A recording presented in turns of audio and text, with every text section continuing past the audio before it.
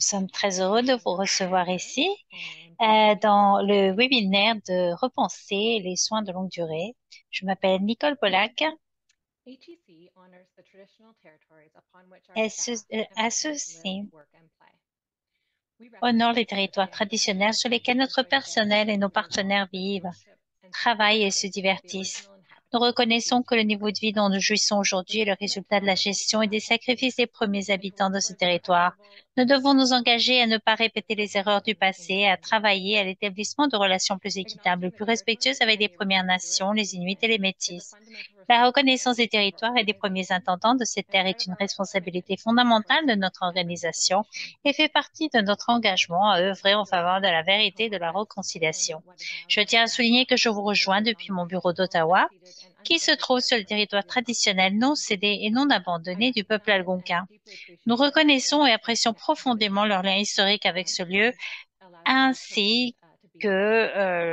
le privilège d'être ici aujourd'hui. Who you Je are vous and where invite you donc à come from partager qui within vous this êtes et process. d'où vous venez dans la boîte de We are dialogue. pleased to offer French simultaneous Nous avons le interpretation. plaisir d'offrir une interprétation If you simultanée wish en to hear the français pour cette voice of the session. interpreter, Si vous please select souhaitez the French écouter la voix language des interpretation interprètes, menu veuillez on the sélectionner bottom français of dans your le menu screen. d'interprétation au bas de We votre invite you to écran. share your questions and comments Nous at vous any point in invitons the à nous faire part de vos presentation questions et in English or commentaires à French. n'importe quel moment du If you have a webinaire, comment, en please français ou en type it into anglais. the chat Si box. vous avez un commentaire ou We une work to question, address veuillez and share l'ajouter dans la questions boîte de during the clavardage. Nous Q&A tenterons session de near the répondre à end un of the webinar. maximum de vos questions lors de la session de If you need support questions-réponses qui at se any time déroulera during the vers la fin du webinar, please webinaire. note the Si vous technical avez support besoin line d'aide à n'importe quel moment de ce webinaire, vous The pouvez Q&A is contacter being notre recorded service and will d'assistance be technique available en on our utilisant la website fonction in the chat. next couple of days Cette for session viewers and sera enregistrée et reviewers sera alike. disponible sur notre site web dans les prochains jours pour la revoir et la partager avec des I'm collègues qui excited to l'auront welcome our manqué. speakers for Je today. suis ravie d'accueillir aujourd'hui les orateurs de l'Institut canadien Jacqueline d'information sur la Smith-Bell santé, is the team Jacqueline lead for clinical Smith-Bell, standards and et chef training d'équipe des normes assessment for cliniques et de la HEC in formation pour les Canada. normes de soins spécialisés et Jacqueline is l'engagement Chief and ACIS. Operational Activities Jacqueline Coordinator dirige les for activités promotion stratégiques and et assessment opérationnelles liées au développement, à utilization l'amélioration, à la and promotion, à la formation, à l'éducation, à la mise en œuvre des utilisations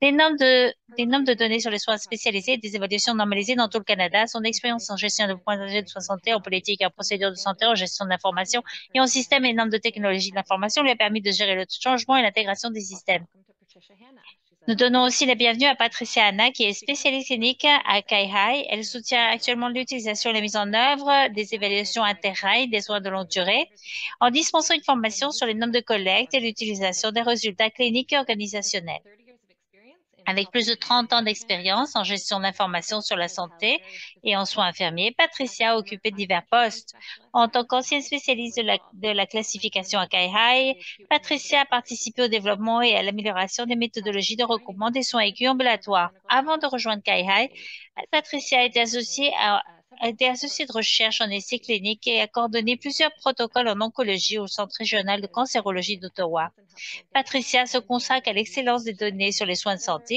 et à Canada's l'utilisation des données healthcare qui peuvent program. conduire à de meilleures décisions en matière de soins et Any à of de the meilleurs résultats pour les listeners with direct Canadiens. questions Une in the fois chat encore, box, n'hésitez please pas à don't poser vos hesitate questions dans la boîte de to enter them in clavardage now. tout au long de la présentation à nos orateurs. Bonjour ou peut-être bon après-midi pour certains. Merci de nous recevoir aujourd'hui. Alors, Pat et moi-même travaillons à, à l'Institut ICIS où nous travaillons pour recueillir des données sur les soins de longue durée et le secteur de la réhabilitation. Nous faisons partie de l'équipe clinique et nous offrons des renseignements et sur les utilisations des données. Nous fournissons des services de soutien et nous maintenons la documentation, par exemple, des guides de référence, des bulletins informatifs et nous soutenons la mise en œuvre de l'évaluation de son besoin de santé au Canada. Nous allons commencer avec notre premier sondage juste pour voir où nous sommes, pour voir si vous connaissez aussi les indicateurs de qualité en soins de longue durée. Donc, notre première question, c'est avez-vous entendu parler des indicateurs de qualité en soins de longue durée? Et notre deuxième question, est-ce que vous travaillez dans un milieu de soins de longue durée? Nous reconnaissons que les personnes qui travaillent dans les soins de longue durée viennent de tous les secteurs. Donc, nous souhaitons savoir si vous venez donc d'un établissement de soins de longue durée. Excellent. Et peut-être alors nous pouvons partager les résultats.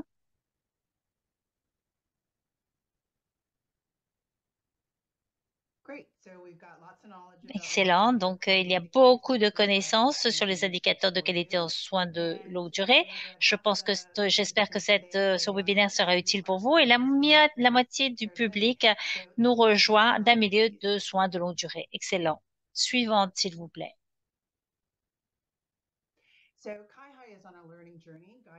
Donc, ici se trouve dans un voyage d'apprentissage. Nous continuons à apprendre des peuples autochtones et nous soutenons la santé, le bien-être et les priorités en matière de données des Premières Nations. Nous reconnaissons que notre travail se centre sur la sensibilité et ensuite sur le respect.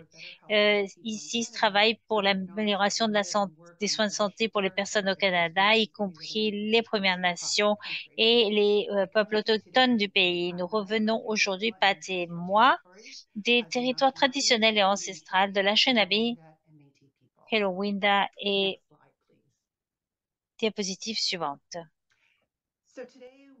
Donc aujourd'hui, nous allons voir donc la relation de l'ISIS avec l'Interrail, les évaluations de soins de longue durée, les indicateurs de qualité, les diffusions publiques et privées de l'ISIS et l'utilisation des indicateurs de qualité pour l'amélioration des soins. Alors maintenant que nous allons vous présenter l'ISIS et notre partenaire Interrail. Alors, qui est l'ISIS? Eh bien, nous sommes une organisation indépendante sans but lucratif qui fournissons des données et des renseignements qui sont utilisés pour l'amélioration des soins de santé, la performance des systèmes et des populations au Canada. Nous avons plus de 700 employés qui travaillent de près avec des partenaires et des parties prenantes tout au long du Canada pour distribuer des données, des renseignements sur la santé mentale, l'abus de substances, le travail, la main-d'œuvre, la COVID-19. Nous, nous aidons donc à voir comment les données sont utilisées dans le pays. Depuis plus de 25 ans, les CIS travaillent donc sur l'accessibilité et l'innovation afin d'améliorer les services de santé au Canada. L'ISIS fournit de meilleures données pour prendre de meilleures décisions au Canada. Nous nous trouvons à Toronto et Ottawa et nous avons aussi des bureaux à Victoria et à Montréal. Donc, qui est Interrail? Eh bien, Interrail est un réseau de plusieurs pays autour du monde qui est engagé à améliorer les soins de santé pour les personnes handicapées ou qui ont des situations complexes de santé. Nous aidons donc à la prise de décision. L'ISIS travaille avec l'Interrail au développement, à la mise en œuvre, au recueil, à l'analyse et au signalement des données Interrail. Donc, le partenariat entre l'ISIS et l'Interrail, l'ISIS a eu un partenariat depuis longtemps et nous travaillons ensemble afin d'améliorer l'intégrité des éléments de données du Canada tels que les éléments autochtones, le sexe, etc. Nous travaillons aussi à développer les algorithmes qui vont après être transformés en pseudocode pour nos fournisseurs. Nous avons des licences et des essais pour les fournisseurs pour développer et tester leur système et nous aussi fournissons des données à nos fournisseurs. On utilise aussi des validations afin de lier les informations des longitudinales, administratives et cliniques, etc. et nous établissons des radars à l'échelle du Canada, des rapports, pardon, à l'échelle du Canada concernant les systèmes de santé. L'ICIS a développé aussi des produits de formation sur les évaluations, sur comment présenter les données à l'ICIS et comment les utiliser pour la prise de décision. Nous fournissons aussi des soutiens continuels euh, pour répondre aux questions des parties prenantes. Maintenant, je voudrais rendre la parole à Pat qui va nous parler des évaluations et des systèmes d'information sur le soin de longue durée. Merci Jacqueline. Et avant de rentrer sur les indicateurs de qualité, je voudrais tout d'abord vous donner un aperçu des systèmes d'évaluation et d'information sur les soins de longue durée. Les évaluations et les informations que nous recevons sont associées à ces indicateurs en matière de soins de santé. Donc, actuellement, l'ICIS reçoit des données de deux évaluations en soins de longue durée, c'est-à-dire que nous soutenons deux normes et des systèmes de signalement. Ces systèmes sont, nous avons le CISSLD qui représente le système qui a été utilisé à l'ICIS depuis plus de 15 ans. Nous recevons aussi les évaluations de données du SIIR, le système d'information intégré Interrail. Le système est en temps réel, est intégré parce qu'il est aussi reçoit aussi des données non seulement du secteur de soins de longue durée, mais aussi de soins au foyer. La première province qui a adopté a été le Nouvelle-Brunswick et il y a maintenant un processus pour la juridiction pour passer du SIR, éventuellement SISLD sera décommissionné et nous aurons uniquement les données du système d'information intégré. Alors que nous examinions le SIR 2.0, les évaluations sont réalisées en personne et de manière trimestrielle après l'admission des personnes. Les données sont longitudinales. Cela nous permet de suivre le statut des particuliers lors de leur permanence dans les soins de longue durée. L'évaluation suit une approche holistique et fournit des renseignements non seulement sur le statut clinique des personnes, mais aussi sur le fonctionnement psychosocial, mental, ainsi que les traitements et les interventions qu'ils reçoivent. Donc, sur cette diapositive, nous présentons les manuels de l'utilisateur des deux instruments. Et comme je l'ai dit, il y a un processus de transition pour les juridictions qui vont soit adopter l'instrument ou vont faire la transition au nouvel outil. Ici, sur la carte, nous voyons l'état de la mise en œuvre par province, territoire et région mise à jour en septembre de cette année. Les Nouvelle-Brunswick et Nouvelle-Scotia ont mis en œuvre et contribuent des données au système. L'Alberta a commencé à recueillir des données, mais il continue quand même à utiliser MDS. L'Alberta a commencé, ainsi que les territoires du Nord-Ouest et du Yukon sont en pleine mise en œuvre et la Nouvelle-Colombie sont en étape de planification. L'ICIS s'occupe de conseils sur ce processus.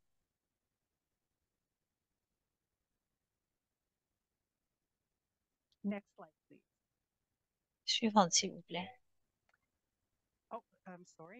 Oh, je suis désolée. Alors, les évaluations normalisées suivent quatre groupes qui sont après générés dans l'évaluation et qui sont utilisés par divers niveaux du système de santé. Donc, la personne est évaluée au point de soin et cela inclut des protocoles de santé qui sont utilisés pour la planification des soins. En bas, nous avons les indicateurs de qualité et les groupes qui forment les systèmes qui sont plus intéressants pour les administrateurs des soins. Alors, quels sont les indicateurs de la qualité et comment sont-ils calculés?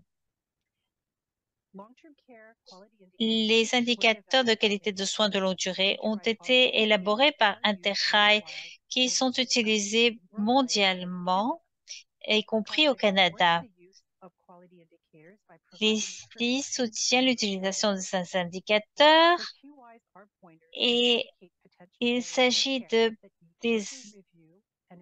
des indicateurs sur la santé où nous avons besoin de faire plus de recherches. Et les fournisseurs de soins et les gouvernements utilisent ces indicateurs de qualité afin de suivre et d'améliorer la qualité des soins dans les organisations. Donc, il s'agit d'indicateurs de prévalence qui mesurent le statut de l'état de la personne à un moment précis dans le temps dans les établissements de soins de longue durée. Les indicateurs de l'incidence ont mesuré les changements dans les fonctions ou dans leur état depuis la dernière évaluation. Donc, les indicateurs de qualité mesurent la qualité en matière de sécurité, état de santé, fonction physique et fonction mentale. Il y a un total de plus de 30 indicateurs de la qualité qui sont utilisés et 34 dans l'évaluation Newsweek. Des exemples comprennent le pourcentage de résidents qui sont tombés dans les derniers 30 jours, le pourcentage qui souffrent de douleurs ou d'ulcères sur la peau. Nous avons aussi des indicateurs d'incidents qui indiquent en fait les améliorations. Et à partir de ça, nous allons lancer nos premiers sondages ici. On va commencer par le premier ici. J'ai quelques questions. Alors, après ce que j'ai dit, est-ce il est réaliste de viser un taux de 0% pour indicateur de qualité? Et ma deuxième question, est-ce que vous croyez que les indicateurs de qualité permettent de ressortir que les soins sont de piètre qualité ou inadéquats? Vous avez quelques secondes pour compléter le sondage. Et une fois que vous aurez la plupart des réponses, je vais demander à la personne de soutien de nous montrer les résultats. Eh bien, je suis heureuse de voir que la plupart d'entre vous ont répondu non. C'est la réponse correcte. Donc, il n'est pas réaliste de viser un taux de 0% pour un indicateur de qualité dans des problèmes de sécurité ou de santé mentale. C'est tout simplement pas possible. Et est-ce que les indicateurs de qualité permettent-ils de faire ressortir que les soins sont de piètre qualité? Mais pas du tout. Ce sont des facteurs qui sont au-delà du contrôle des établissements. Il y aura toujours des personnes qui seront toujours plus euh, euh,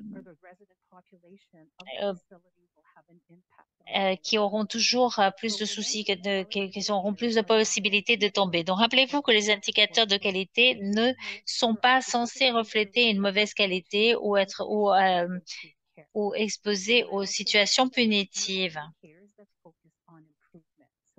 Percentage in those indicators is a really good thing. So next slide, please. Prochaine diapo.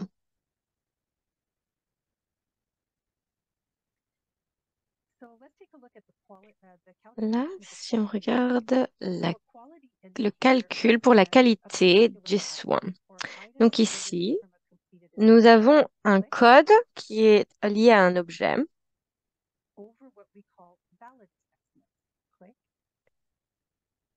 C'est sur les évaluations codifiées et les évaluations valides. Donc, évaluation valide, qu'est-ce que ça veut dire? Ça veut dire que cela ne va pas être, ce n'est pas censé arriver ou être valide pour une admission récente.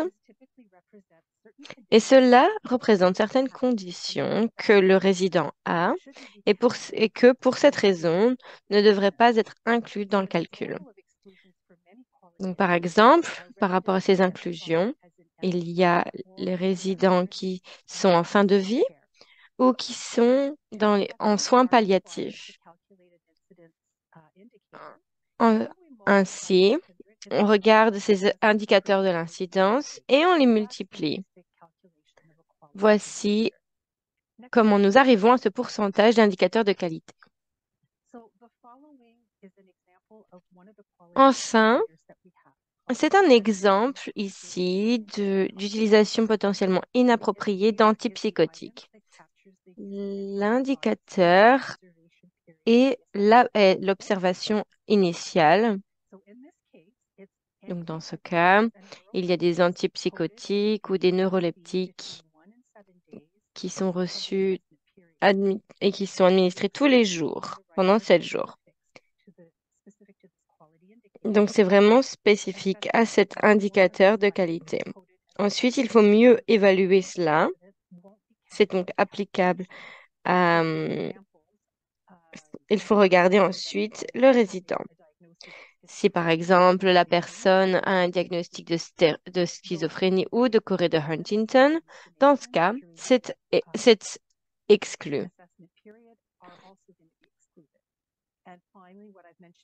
Et donc, comme je l'ai dit, pour les personnes qui sont en soins palliatifs ou en fin de vie ou en maladie en phase terminale, ils sont également exclus de ces calculs. C'est en plus des inclusions et des exclusions que nous avons dans notre calcul. Prochaine diapo. Si on regarde ici, les personnes qui se trouvent à West Hill. Donc, on regarde une évaluation des personnes et on va regarder qui vont être exclus ou qui vont avoir des indicateurs reliés à eux en fonction des évaluations exclues à droite. Donc, à droite, pardon, en bas, on voit qu'il y a 9 évaluations valides ou admissibles. Il n'y en a que 3 sur 9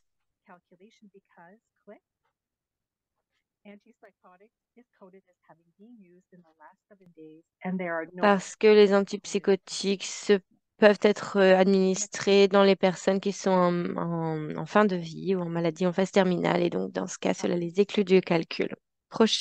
Pardon, il faut revenir en avant. Merci.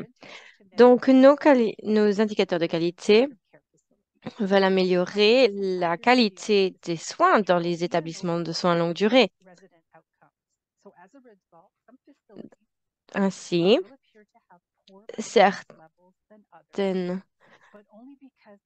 certains établissements ont peut-être un moins bon score, mais c'est simplement parce qu'ils ont des patients ou des résidents qui sont plus âgés ou plus à risque. Donc, il faut prendre en compte cela aussi par rapport à l'ajustement selon les risques. Par rapport à cette méthodologie, on compare les profils de la population des résidents en fonction de l'organisation, de leur juridiction, et on prend une population de référence fixe et ensuite on modifie les résultats en fonction de cela. Ainsi, tout le monde et tous les établissements sont standardisés de cette manière. Cela s'appelle la méthodologie de SISLD. Prochaine diapo. Donc, nous regardons les résidents et donc, il faut les placer en différents groupes de haut et moyen et bas risque. On peut voir aussi l'intensité des soins dans ces établissements. Les ajustements sont aussi faits par rapport à certaines caractéristiques des résidents, comme certains diagnostics, certaines conditions physiques, certaines maladies et l'âge, bien évidemment. Donc, cette partie et ce diagramme ici, c'est un exemple d'ajustement selon les risques.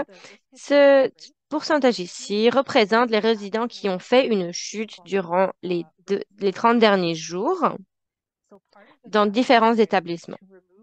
Donc, pour ajuster la l'avantage d'ajuster ce taux est de retirer les personnes qui sont trop à risque afin d'arriver à un score plus juste et des comparaisons plus utiles. On peut voir ici que ce taux ajusté peut augmenter ou réduire en fonction du profil de l'organisation et de l'établissement. Prochaine diapo. Avec Carole, nous publions différents rapports sur différents sujets et l'Oncle 6 publie des rapports sur ces indicateurs de qualité auxquels vous pouvez avoir accès. Donc, il y a plusieurs rapports. Ici, vous pouvez regarder, il y a le SISLD, le SIIR.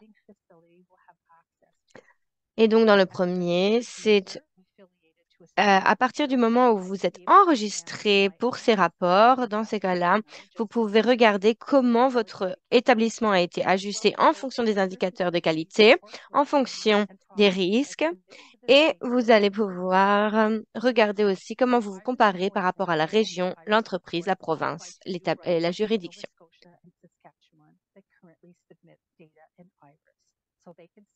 Et pour, par exemple, la Nova Scotia, eux rapportent au SIRR. Donc là, on a des statistiques, on va dire, rapides et ensuite des statistiques ajustées. Prochaine diapo. C'est notre nouveau rapport du SIIR pour les personnes qui sont enregistrées pour Saskatchewan et Nova Scotia. Donc, les personnes doivent s'inscrire via le ICAIS et ils auront accès à leurs résultats avec aussi d'autres établissements de la même province. Donc, cela vous permet d'interagir, de visualiser, d'avoir des comparaisons, des tendances, des analyses géospatiales. Et aussi avec les établissements en fonction des indicateurs de qualité, ils peuvent regarder comment les personnes qui ont essayé de régler ces problèmes d'indicateurs de qualité peuvent avoir des résultats positifs. Il y a des tableaux qui sont donc publiés à tous les mois de septembre. Et donc, les personnes qui sont, pour qui ces données sont dédiées sont pour le public et pour toutes les organisations de santé.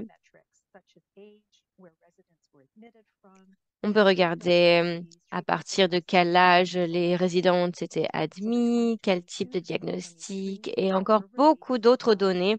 Donc, entre 2022 et 2023, les données ont été publiées en septembre dernier. Donc, ensuite, votre système de santé est également public, le VSS. Il vient examiner différents indicateurs de qualité. Donc, pour les soins de longue durée, il y a 9 de nos indicateurs de qualité qui sont traités. Donc, sur ce site Internet, vous avez des informations au niveau de l'établissement. Cela vous donne aussi des aperçus par foyer, des données au niveau de la province, au niveau national, ainsi que les indicateurs de qualité qui sont dans la tendance d'être améliorés. Notre public ici ne voit que les taux ajustés. Et les données seront donc rafraîchies et actualisées en décembre, le mois prochain, avec les nouvelles données. Maintenant, je vais donner la parole à Jacqueline parce qu'elle va vous expliquer comment utiliser les indicateurs de qualité pour améliorer les soins. Merci, Pat. Donc, on va rassembler toute cette information maintenant. Donc, ces indicateurs, nous allons pouvoir les mettre à votre disposition, vous expliquer comment y accéder. Donc, en utilisant cette information, Vous pouvez donner des rapports et examiner la performance actuelle. Et les prochaines diapos sera surtout sur la méthodologie de l'amélioration de la qualité que moi je connais très bien et peut-être qu'il y a plusieurs personnes aussi qui ont déjà travaillé avec ce système. Donc pour exemple, prochaine diapo. Ah non, pardon, il faut revenir en avant. Ah, ah oui, non, tout est dans cette diapo. Donc tout d'abord, on a l'objectif. Donc qu'est-ce que vous souhaitez accomplir? Ensuite, voilà, où est-ce que vous pouvez améliorer, par exemple avec le rapport de performance du LICIS et des données de performance. Vous allez pouvoir regarder d'autres rapports, d'autres établissements, d'autres organisations qui ont déjà partagé leurs améliorations et qui ont obtenu des bons résultats. Et vous allez donc ensuite pouvoir mettre en place un plan d'amélioration afin d'améliorer vos soins. Ensuite, il y a les mesures. On va regarder notre planification, savoir comment est-ce que nous pouvons avoir une cible, ensuite fixer un objectif et le mesurer à l'aide des données du rapport, aussi avec les données de comparaison du lycée IS. Et donc, cela vous permet d'avoir un objectif fixe. Et ensuite, vous avez le changement. Comment est-ce que vous allez suivre vos progrès? Est-ce qu'il y a des critères spécifiques? Est-ce qu'il y a des dénominateurs que vous allez pouvoir déterminer afin de se rendre compte des progrès que vous allez faire? Et aussi comprendre le qui et le pourquoi. Et il faut déterminer comment vous allez aussi partager ces améliorations à différents niveaux des organisations. Donc, cela peut se passer au sein des foyers, cela peut se passer au niveau des organisations et des provinces. Vous pouvez avoir une comparaison d'unité par unité. Il faut pouvoir aussi éventuellement le partager avec votre personnel parce que cela peut vraiment motiver tout le monde à améliorer. Et peut-être aussi qu'il y a beaucoup de personnes qui pourront vous poser des questions sur la qualité des données, sur comment est-ce que vous les collectez, etc. Donc, voici encore un exemple du processus d'amélioration. Il y a euh, z- indicateurs qui ont été sélectionnés ici. Donc, l'utilisation inappropriée d'antipsychotiques et réduire aussi le nombre de chutes des résidents en établissement de soins longue durée. Donc, il faut regarder quelle est notre source. Donc là, par exemple, on a le taux d'indicateurs de qualité pour l'utilisation inappropriée d'antipsychotiques. Vous pouvez voir ici que c'était 40%. Et la cible était donc de descendre cela de 5%. Et ces résultats euh, ont une vraie cible et donc on va pouvoir créer des indicateurs et regarder notre progrès de manière beaucoup plus approfondie. Et on peut ainsi se comparer au niveau régional, au niveau national. On peut regarder aussi on peut identifier différentes organisations et établissements qui sont comparables en taille et en type de résidents afin de pouvoir s'améliorer. Prochaine diapo.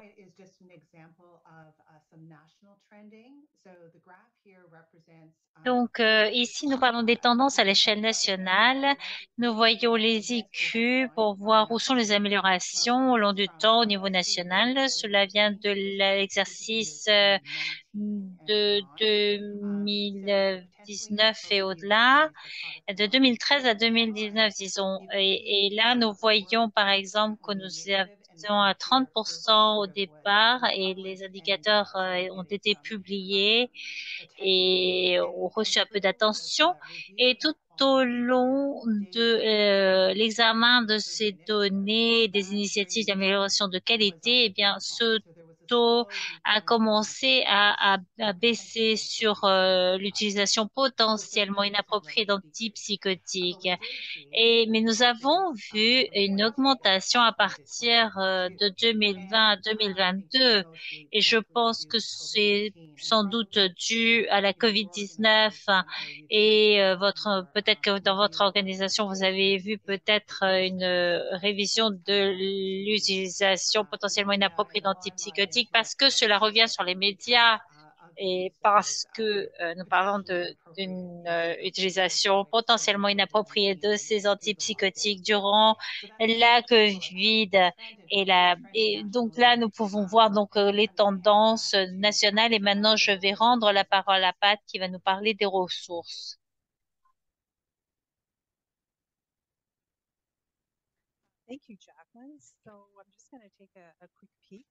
Merci Jacqueline. Alors maintenant, on va peut-être parler de ce que nous avons en termes de ressources à l'ICIS.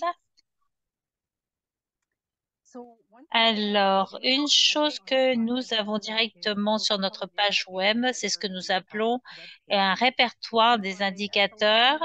Et là, nous avons, lorsque vous sélectionnez soins de longue durée, vous pouvez alors observer 14 des 35 indicateurs et cela montre le titre de l'indicateur, une description une interprétation de contexte et des mesures de référence, les résultats des données disponibles par année et distribution géographique, le calcul, ce qui est important, ce que ça inclut, ce que ça exclut, et les ajustements qui sont appliqués après l'ajustement des risques et certaines des limitations ainsi que des références.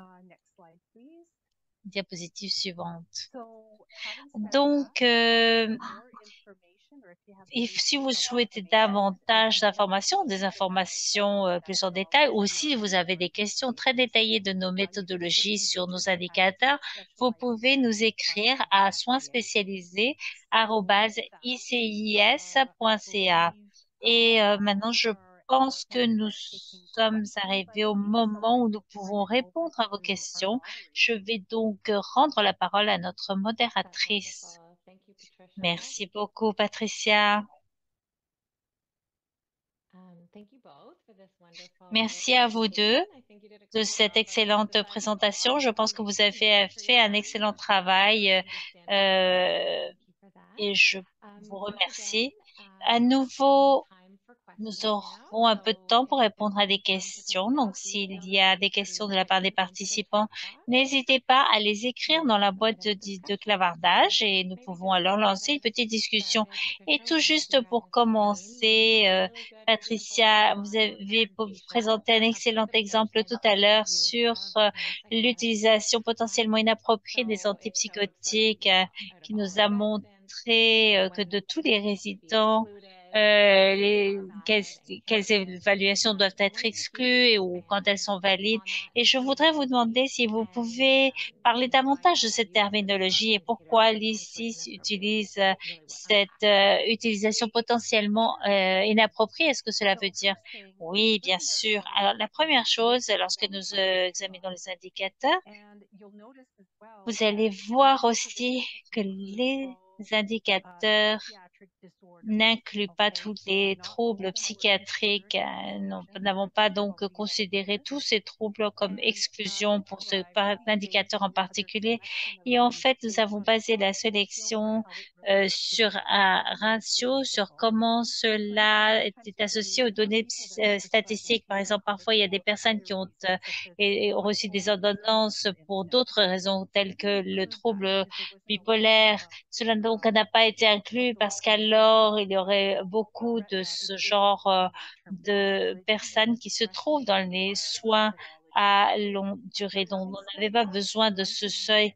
Cependant, une chose qui exclut quelqu'un de cet indicateur de qualité sont les personnes qui souffrent d'hallucinations pendant la période d'observation. Donc, ces personnes leur évaluation serait exclue.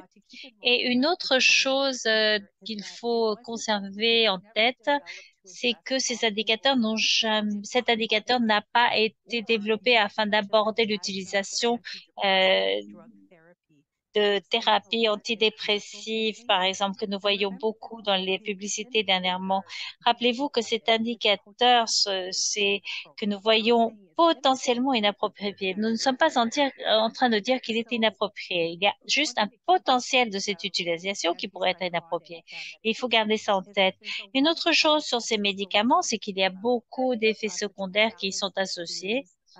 Euh, tels que des problèmes d'équilibre qui pourraient rendre les personnes les plus frêles ou vulnérables à être en risque de tomber. Enfin, plusieurs choses peuvent arriver. Il peut y avoir des dyskinésies ciblées, mais l'effet de ces médicaments est un peu plus dur sur les personnes plus âgées et en fait, nous souhaitons euh, nous assurer que les personnes qui prennent cela ne sont pas exclues des calculs. Est-ce qu'il est absolument nécessaire qu'ils reçoivent ce genre de médicaments antipsychotiques? Peut-être qu'il y a d'autres interventions que nous pouvons prendre, d'autres approches pour contrôler les comportements, etc. Et maintenant, Jacqueline a aussi présenté le fait qu'il y avait eu donc eu une, euh, une augmentation de l'utilisation pendant la COVID et on pourrait dire que peut-être les personnes ont été admises avec c'est une habitude déjà de prendre ces médicaments. Il y a donc une période de sevrage qu'il faut suivre, qu'il faut inclure dans ces résultats. Je ne sais pas si vous avez d'autres questions auxquelles nous pouvons répondre. Je vais juste donner la parole à Johanna. Merci Patricia. Oui, on va attendre. Certaines questions sont entrées. Merci Jacqueline de nous avoir envoyé, d'avoir répondu aux questions pendant la présentation. Je ne sais pas Patricia si nous pourrions parler un peu plus sur cet indicateur ou d'autres indicateurs de qualité concernant des suggestions afin d'améliorer la qualité dans le secteur de long terme, des soins de long terme. Eh bien, l'une des choses qui mérite un peu plus d'attention, ce sont les rapports de vos établissements et peut-être voir ce qui a déclencher, disons, cet indicateur de qualité en particulier, essayer de comprendre pourquoi cela a lieu. Il y a beaucoup de communautés de pratiques qui partagent leurs interventions, leurs idées. Il y a donc toute une idée sur le partage d'initiatives, sur comment nous pouvons, par exemple, réduire le nombre de chutes.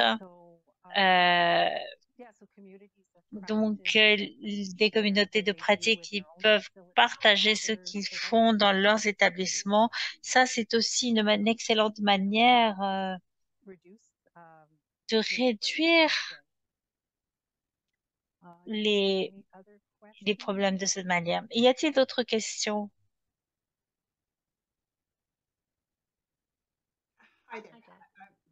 Bonjour. Ah, il y a une question sur la boîte de discussion qui demande si nous pouvons, où est-ce que nous pouvons trouver des communautés de pratique pour les soins à longue durée. En fait, chaque province, et je suis sûre qu'il y a aussi des communautés locales de pratique. Enfin, il faut parler avec vos collègues.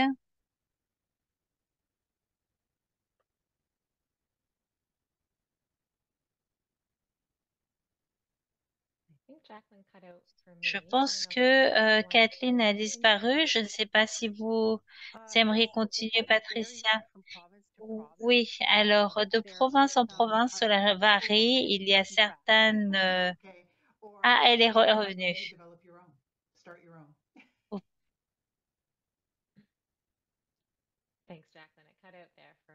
merci Jacqueline. En fait, on vous a perdu pendant une petite minute. Oui, alors en Colombie-Britannique, je peux rajouter qu'ils ont des groupes de travail clinique qui se rencontrent une fois par mois parce que la manière dont ils sont organisés, c'est qu'ils ont diverses régions et c'est une excellente manière de se mettre en relation et de savoir ce qui a lieu, ce qui se passe dans les autres différentes régions, ce qu'ils sont en train de faire. Et donc, j'encourage les autres provinces à copier cette méthode, surtout en Ontario. En Ontario, nous allons intégrer TCF à un moment donné, ce serait super. Mais parfois, il faut que nous commencions nous-mêmes. Oui, merci. Alors souvent, on nous demande, on nous pose des questions sur, disons, la ponctualité des données et nous parlons donc des plans, par exemple, d'amélioration. Et souvent, on essaye de suivre les progrès. C'est une question assez commune de savoir s'il y a des opportunités dans l'avenir ou dans le futur proche d'avoir accès à des données en temps réel. Eh bien, je peux peut-être répondre. Le nouveau système IRS était conçu pour que chaque évaluation soit complétée et envoyée directement à l'ICIS. Et nous utilisons donc une technologie standard qui permet au système de communiquer entre eux. Et avec ce système, nous sommes presque en temps réel pour la présentation de données. Il n'y a pas de temps limite pour la présentation des données. Ou si auparavant vous étiez en train de organiser, disons, vos données en lot, maintenant ce n'est pas du tout nécessaire et toutes ces données vont être rafraîchies, disons, une fois par mois. Donc pour, par exemple, et dans le cas des juridictions qui ont déjà présenté des données, eh bien, ces données vont être disponibles et les données trimestrielles vont être présentées. Typiquement, les résultats sont disponibles en 5 mois. Et donc, il y a une réduction importante. J'espère que, enfin, donc, de recevoir les données à la fin du trimestre nous donne assez de temps pour réviser les données et préparer les rapports. Et après, vous allez recevoir les données. Donc, cela va beaucoup plus rapidement qu'auparavant, que dans le système précédent. C'est excellent. Merci, Jacqueline. Et je vois qu'il y a beaucoup d'activités dans la boîte de clavardage. Il y a une nouvelle question qui demande s'il y a des études ou des constatations sur l'équité et les soins de longue durée. Et moi, ça, je préfère que ce soit Jacqueline qui réponde. En fait, nous sommes en train de déployer notre propre standard de collecte de données sur l'équité. Alors, il faut que nous attendions encore un peu. Euh, donc, nous allons voir ça pour le contexte de la communauté et le mettre en œuvre pour l'avenir.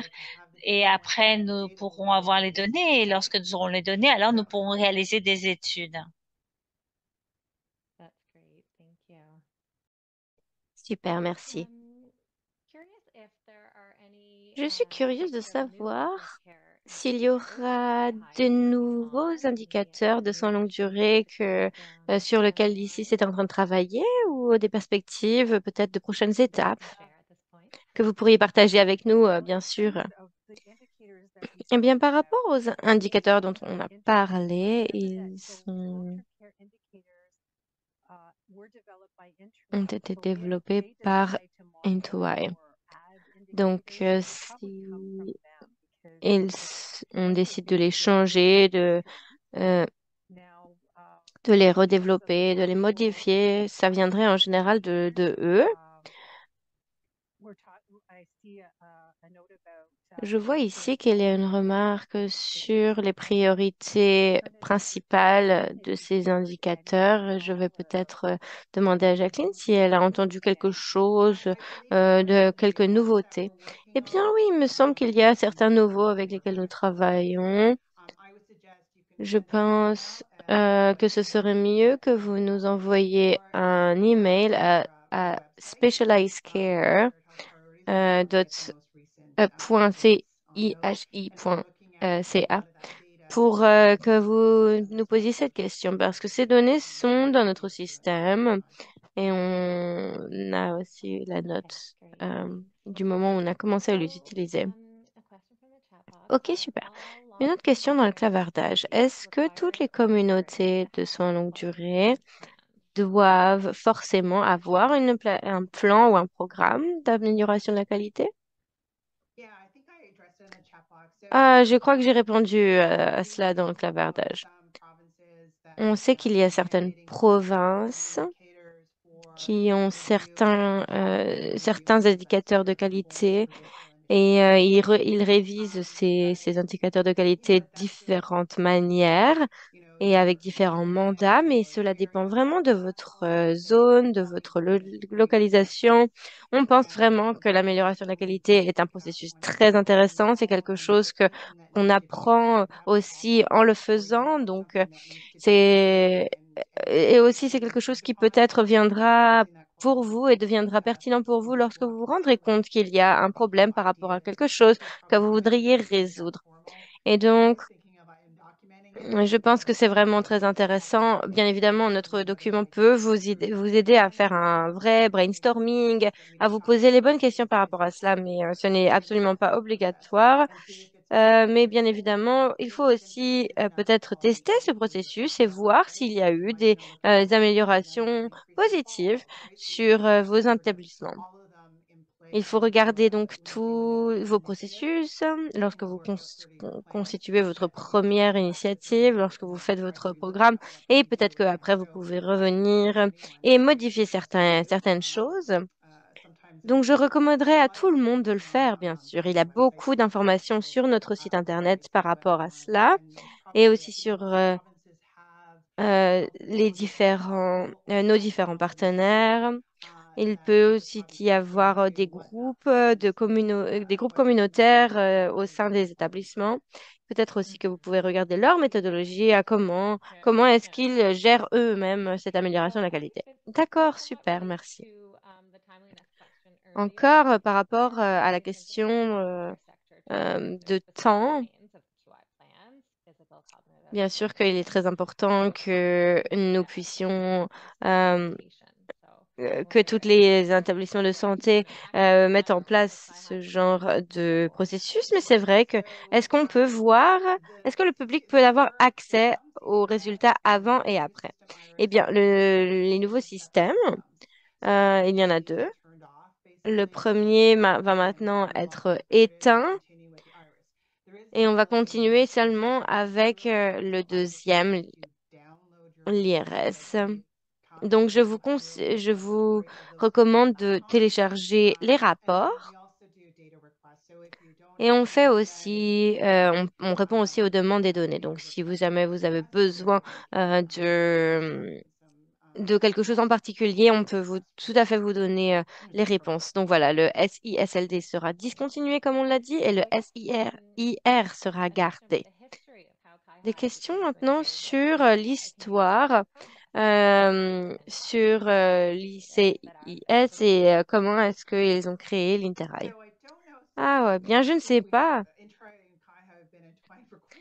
Je pense qu'ils ont été liés depuis très longtemps maintenant, l'Interrail, l'ICAIS, et on le fait depuis plus de 15 ans, et donc ce processus a toujours été là. Mais on travaille avec Interrail, vraiment en collaboration étroite avec eux et on s'étonne toujours de ce qu'ils font.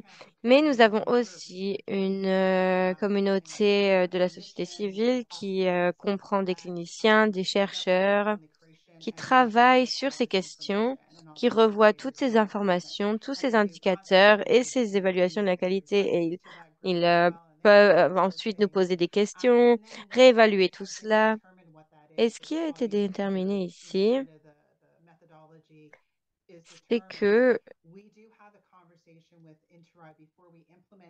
c'est que cette méthodologie est toujours révisée par l'Interrail. On regarde toujours les langues, les mots qui sont utilisés autour de ces indicateurs de qualité. C'est très important. Savoir si le langage est en fait utile pour telle communauté ou même adéquat et adapté à chaque communauté. Nous avons des personnes dans notre conseil d'administration, des conseillers avec qui nous discutons de tout cela. On obtient leur retour, leurs commentaires et on essaye de les inclure le plus possible dans le processus avant de publier quoi que ce soit. Et il y a aussi une question liée sur cela, sur comment est-ce que vous vous engagez public, comment est-ce que le rapport est vulgarisé afin que le public puisse bien le comprendre. Oui, eh bien, en général, nous avons des consultations avec tous nos acteurs en fonction des territoires, des différents secteurs. Et ensuite, on fait aussi appel à des experts externes en fonction de lorsque nous avons certaines problématiques. Donc,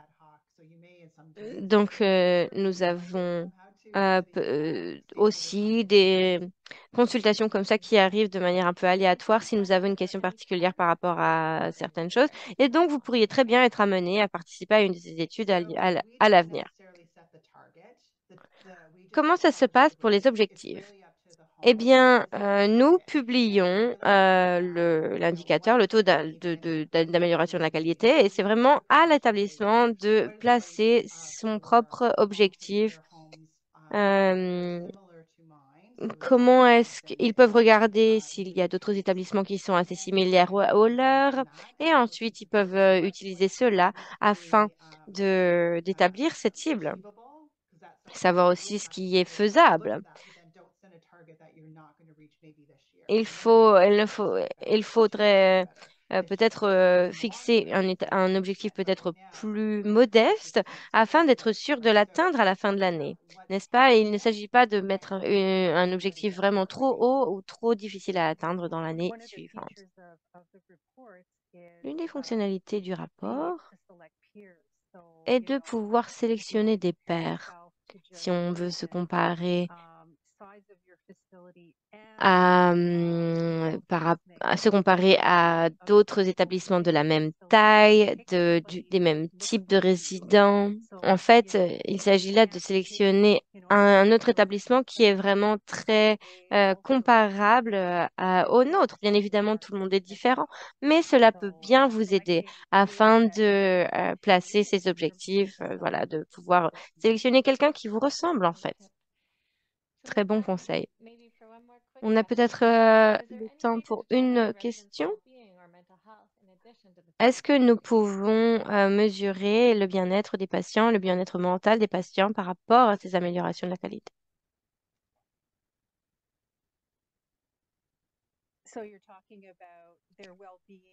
Vous parlez de leur bien-être.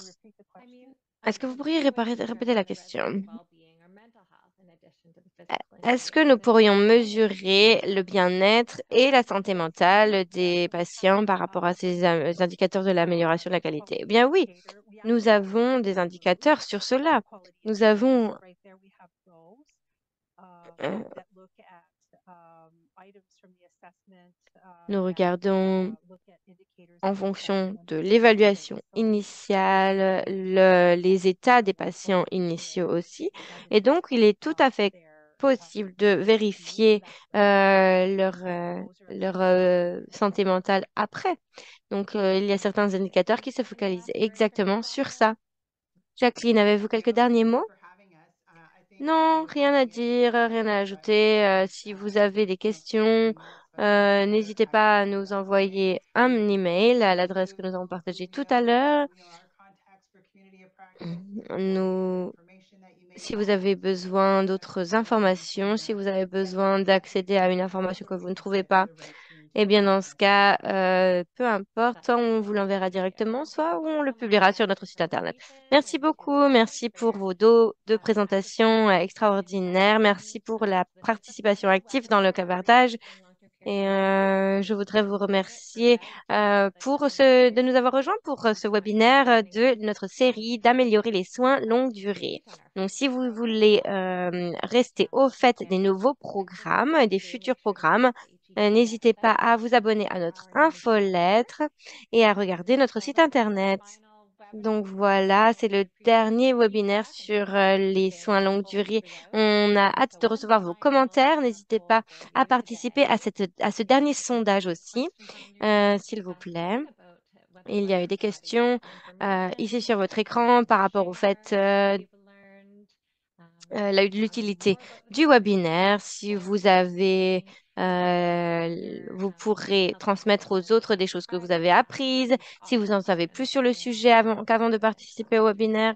Et aussi, quel est votre genre et comment vous vous identifiez. Donc, le genre ici renvoie à l'identité sexuelle d'une personne qu'une personne ressent intérieurement ou exprime publiquement. Voilà. On va garder cela encore une minute et je voudrais vous souhaiter une très belle journée à tous et vous remercier encore pour votre participation.